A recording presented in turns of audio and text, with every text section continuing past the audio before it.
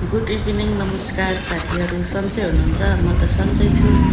आज पूर्वबाट इटरी धरान विराटनगरतर्फ कुनै पनि कामका लागि निस्किनु भएको थियो, तर समयमा पुग्न सक्नु भएन हो। यदि त्यसो हो भने तपाईँ एक्लै होइन, म पनि समयमा पुग्न सकिनँ नि।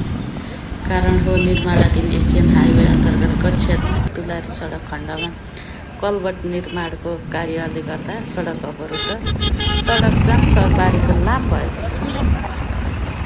यदि तपाईँ पनि यस मार्गबाट यात्रा गर्ने योजना बनाउँदै हुनुहुन्छ भने समयको उचित व्यवस्थापन गर्नुहोस्।